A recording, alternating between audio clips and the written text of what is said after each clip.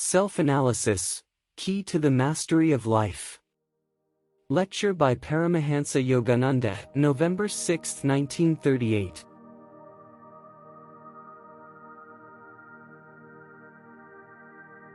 Let us leave the confines of ego and wander in the vast fields of soul progress.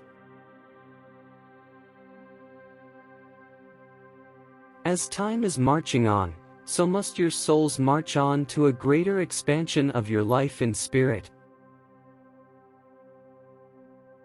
The initiative to undertake your most important duty in life is often buried beneath the accumulated debris of human habits. You must free yourselves from their stultifying influence and start to sow the seeds of the success that you desire. Life is worthwhile when you are accomplishing the most essential work, which is to find out the meaning and true values of your existence. Man should be instructed by this cosmic motion picture of life. It is not being shown without a reason. Each day we behold different scenes, and each day has a lesson to teach. You are meant to learn the lesson by concentrating on the supreme purpose of human existence, to know who is behind your life.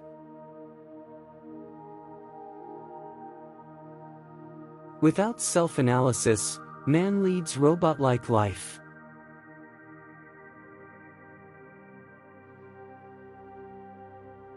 Millions of people never analyze themselves.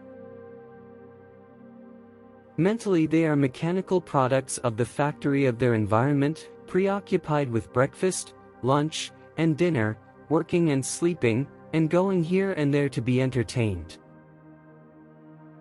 They don't know what or why they are seeking, nor why they never realize complete happiness and lasting satisfaction. By evading self-analysis, people go on being robots, conditioned by their environment.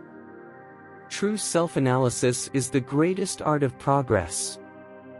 Everyone should learn to analyze himself dispassionately. Write down your thoughts and aspirations daily.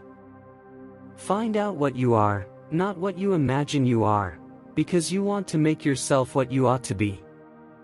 Most people don't change because they don't see their own faults. Everyone is the product of his heredity and environment.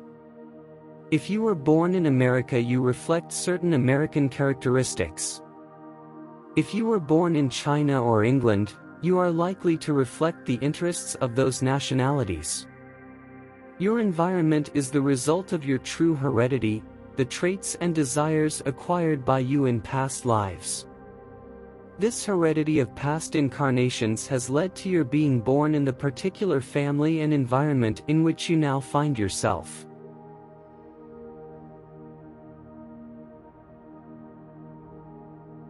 When we read about the families of important people, we often note that sons of great men are not necessarily of the same mental caliber as their fathers. This failure of biological heredity in man raises a great doubt in our minds. Why don't we find the same results in human life that we observe in the plant and animal kingdoms, where good pedigree usually produces good offspring? We must probe the inner life of man for an answer. Traits from past lives influence us now.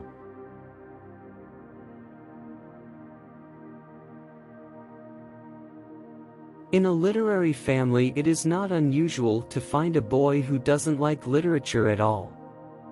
He has been brought up with literature-loving companions, yet has no affinity for it. Why? Environment or heredity in the ordinary sense does not explain it. But beyond these factors is reincarnation. We are born into a particular family because of certain characteristics that are similar. But every person in a family is an individual soul who brings his own distinctive traits from his past lives. Hence there are always some biological hereditary resemblances in families, yet each person is different in character. A man takes birth in a certain family, a particular social and nat-iona environment, owing to specific causes, his own past actions. Therefore man is the architect of his own destiny. One can almost predict what he will be in his next life by analyzing his dominant interests and habits in this one. Whatever you have done, you can undo.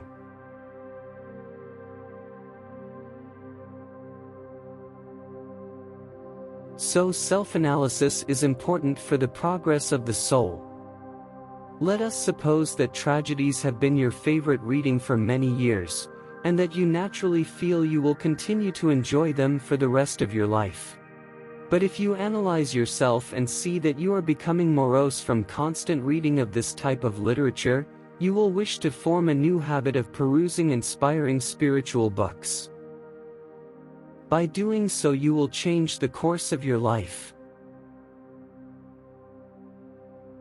We can alter ourselves very quickly with strong determination, but without it, one does not change effortlessly or in a minute the habit patterns of years.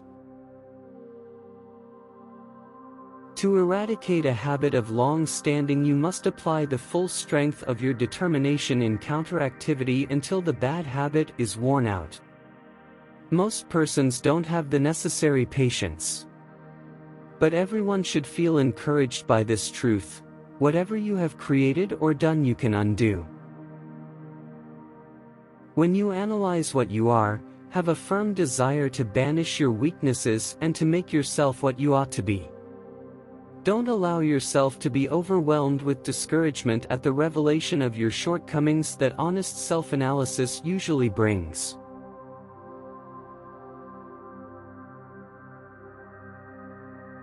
Thought produces everything in the universe. A theory has been advanced that thought is a product of the endocrine glands. Such a conception is unfounded. Flesh cannot produce thought. Mind is the architect of the microcosm and the macrocosm. As water by cooling and condensation becomes ice, so thought by condensation assumes physical form. Everything in the universe is thought in material form. The endocrine organ is just a physical structurization of a microcosmic thought blueprint.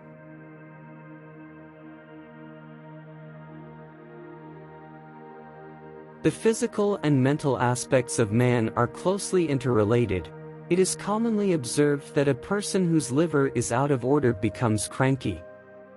When you are bilious, you don't feel like smiling and saying peace to everyone. You feel unamiable. Your thoughts and emotions are affected by your physical state. A weakening of the organs has a corresponding weakening effect on mental power. Those who eat a great deal of meat are often surly and full of vexation. If I were to put you on a grape juice diet for a week, it is likely you would feel uplifted and harmoniously disposed toward all. I recently met a man who was wearing just a lightweight suit and no overcoat, although it was terribly cold. He said he was 70 years old, and that he never feels cold. He didn't even wear socks. He had accustomed his body to chilly weather. Mind influences body more than vice versa, but the bodily chemicals do exercise a constant influence on the mind. Body and mind are interdependent. Seclusion is the price of greatness. Seclusion is the price of greatness. Be alone within. Don't lead the aimless life that so many persons follow. Meditate and read good books more. There are so many inspiring things to know, and yet man spends his time foolishly. Happiness will never come if you don't concentrate and act on the wisdom of great men. Their thoughts are there to help you, in the scriptures and other truthful books. So don't waste time constantly seeking new excitement. Once in a while it is all right to go to the movies and have a little social life, but mostly remain apart and live within yourself.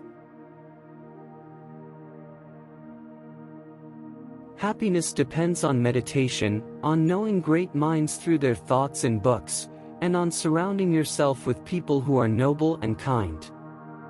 Enjoy solitude, but when you want to mix with others, do so with all your love and friendship, so that those persons cannot forget you, but remember always that they met someone who inspired them and turned their minds toward God.